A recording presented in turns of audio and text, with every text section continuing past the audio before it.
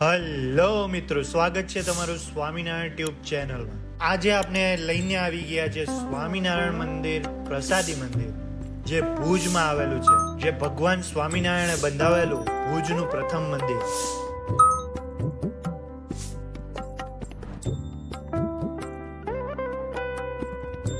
અત્યારે તેને પ્રસાદી મંદિર કહેવામાં આવે છે। તો આજે તમને એમના દર્શન કરાવીશું। સૌ પ્રથમ તમે જોઈ રહ્યા છો બહાર મંદિરનો ગેટ છે। આ જૂના જમાનાનો ગેટ છે। ગેટની અંદર એન્ટર થતા જ ચારે બાજુ એકદમ જૂની હવેલી ટાઈપ સભા મંડપ દેખાઈ રહ્યો છે તમને।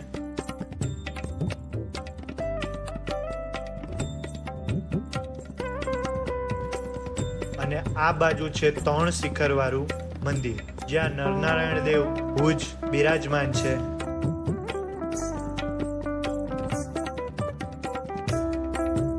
અને આ છે છત્રી, જે પ્રસાદીની છે। ગોપાળાનંદ સ્વામીએ પધરાવેલ હનુમાનજીની આ સ્મૃતિ અને પ્રસાદીનો ગંગાજળિયો કૂવો પ્રસાદીની જગ્યા છે, જ્યાં છત્રી બંધાવવામાં આવી છે। મંદિરના ચોકમાં જ છે, તમે જોઈ શકો છો। ખૂબ જ એકદમ કંઈક અલગ જગ્યાએ જ આપણે આવી ગયા હોય એવું લાગે છે। પછી અંદર એન્ટર થતા જ મંદિરમાં ડાબી બાજુ ગણપતિજી બિરાજમાન છે, તમે જોઈ શકો છો। અમદાવાદ મંદિરમાં જે ગણપતિની પ્રતિમા છે, મૂર્તિ છે, એ ટાઈપની જ અહીંયા પણ દેખાઈ રહી છે।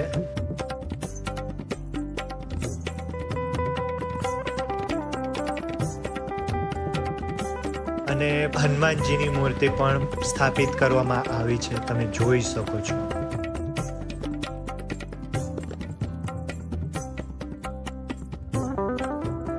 ઘનશ્યામ મહારાજ, રાધાકૃષ્ણ દેવની પ્રતિમા તમે જોઈ શકો છો।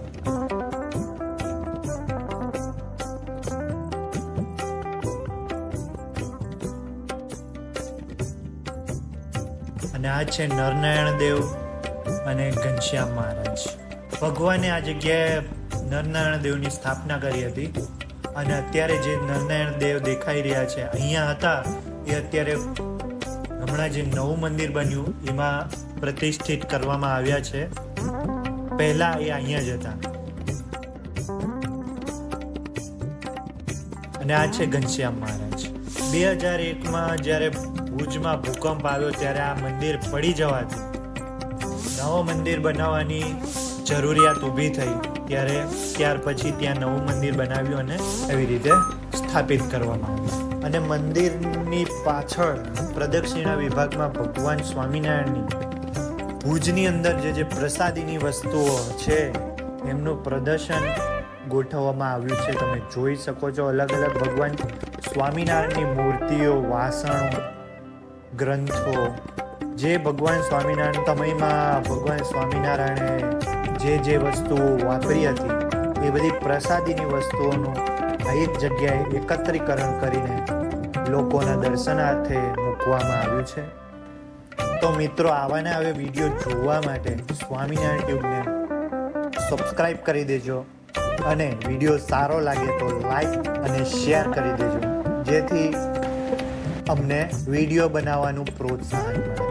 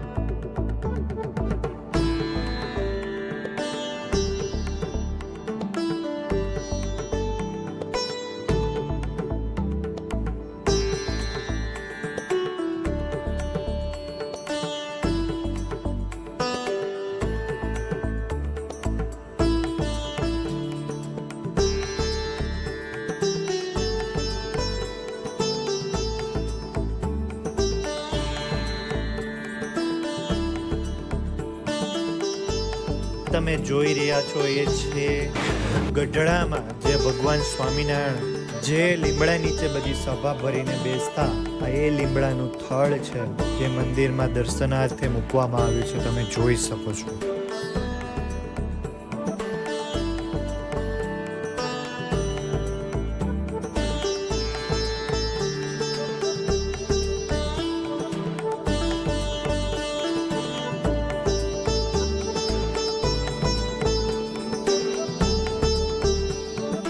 હવે તમે જોઈ રહ્યા છો સ્વામિનારાયણ મંદિર ભુજના સંતો હતા, એમના અલગ અલગ ફોટાઓ છે. સંતો અલગ અલગ દેશમાં વિચરણ કરતા ફોટા, બધા અલગ અલગ યાદી સ્વરૂપે આ ફોટા મૂકવામાં આવ્યા છે, તમે જોઈ શકો છો યાદગીરી રૂપે.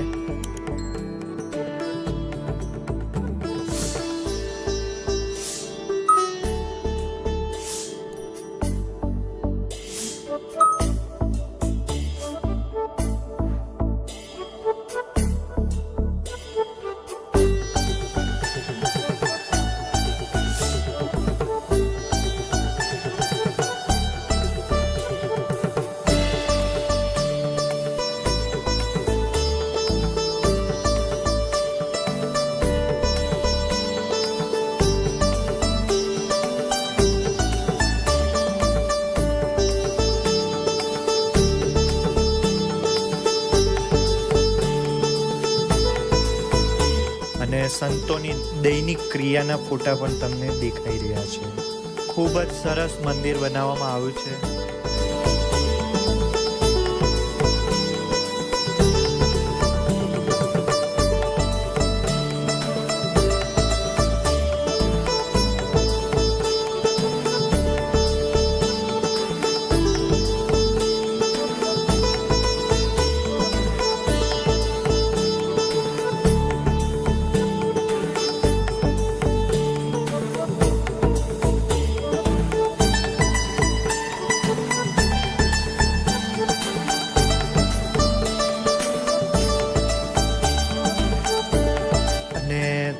તમે જોઈ રહ્યા છો સભા મંડપ, જ્યાં ભગવાન સ્વામિનારાયણ સભા કરતા. ભુજના સંતો, જે મોટા મોટા સંતો, તે અહીંયા જ સભા કરતા અને અલગ અલગ જ્ઞાન ગોષ્ઠીઓ થતી. આ એ જ જગ્યા છે. ખૂબ જ સરસ સભા મંડપ છે. તમે એક વખત જોવો એટલે તમને એમ લાગે કે હું 200 વર્ષ જૂની જગ્યાએ આવી ગયો છું. અને ખૂબ જ સરસ રીતે સંભાળ રાખવામાં આવી છે. જગ્યા છે જ્યાં સ્વામિનારાયણ ભગવાન સભા ભરીને બેસતા, તમે વાંચી શકો છો. ચરણાવીને પધરાવવામાં આવ્યા છે.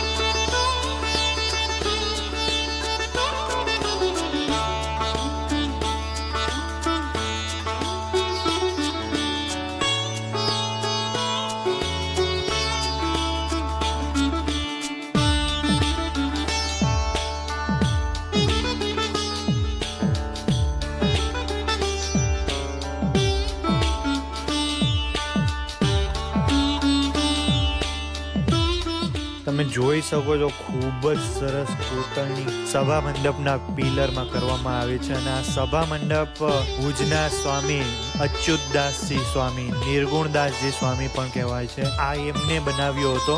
1882ની સાલમાં આ સભા મંડપનું નિર્માણ થયું હતું. અને મંદિરની જે બહારની દિવાલો છે તેમાં પણ એકદમ ખૂબ જ સરસ કોતરણી કરે છે. અને કલર દ્વારા, અલગ અલગ કલર દ્વારા એકદમ સુંદર બનાવવામાં આવે છે. તો મિત્રો, આવા ને આવા વિડીયો જોવા માટે ચેનલને સબસ્ક્રાઈબ કરી દેજો. અને આજ માટે આટલું. મળીશું બીજા વિડીયોમાં. તો વિડીયો સારો લાગ્યો હોય તો લાઈક કરી દેજો અને ચેનલને સબસ્ક્રાઈબ કરી દેજો.